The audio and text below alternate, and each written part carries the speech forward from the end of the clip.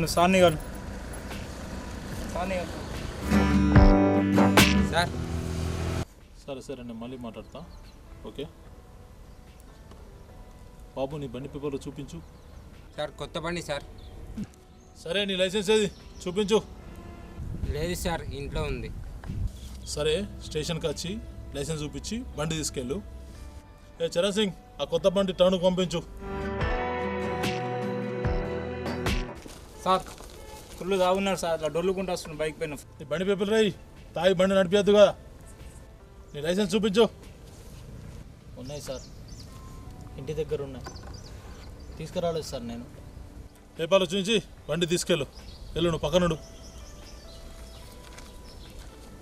ఫంక్షన్కి వెళ్ళి వస్తున్నాను నేను, ఇక్కడ బండి ఆపినరు, బండి తీసుకున్నారు సార్, అదే వదలడం లేదు, మీరు ఏమన్నా చెప్తారేమో అని. పురుషోత్తం సారా ఆపింది? సరే ఓకే, సార్కు చెప్పు, మనది ఉషోదయ హాస్పిటల్ సార్, మీకు చాలాసార్లు సర్వీస్ ఇచ్చినాం సార్ అని చెప్పేసి చెప్పు, వదిలేస్తారులే. ఒకవేళ వదలకపోతే అప్పుడు నాకు మళ్ళీ ఒకసారి కాల్ చేయి. సరే sir. Sir Ushodaya hospital sir, సార్కి కాల్ చేశాను సార్, చెప్పమన్నాడు సార్ మీకు. సరే ముందే చెప్పవా? సరే థ్యాంక్ యూ సార్. సార్ బాగా తాగున్నాడు సార్, పంపించకండి సార్. వెళ్ళని ఇవా చరణ్, నువ్వేదో ఒక్కడివే సిన్సియర్గా డ్యూటీ చేసి మొత్తం వ్యవస్థనే మార్చేస్తావేంటి? వెళ్ళని. సరే సార్. అక్కడ మీరు చెకప్ చేస్తున్నారు కదా సార్. ఎవడో ఒకడు మీ కళ్ళు కప్పి అక్కడ నుంచి వచ్చినట్టున్నాడయ్యా. సార్. ఫుల్గా డ్రింక్ చేసి ఉన్నాడు.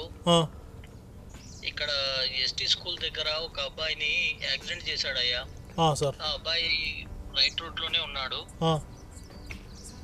వీడి రాంగ్ రూట్ లో వచ్చి యాక్సిడెంట్ చేశాడు సార్. అయితే ఆ అబ్బాయి చనిపోయాడు అయ్యా. అయితే ఒకటి బాధాకరమైన విషయం ఏంటంటే ఆ అబ్బాయి మీ అబ్బాయి. అయ్యో సార్. సార్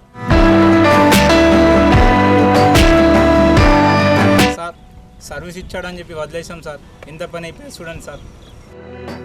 సార్ ఈ సమయంలో ఈ మాటలు మాట్లాడొచ్చో మాట్లాడదో నాకు తెలియదు, కానీ వ్యవస్థను మార్చాలంటే ఎక్కడి నుండో మొదలు పెట్టడం కాదు సార్, మన నుండే మొదలు పెట్టాలి.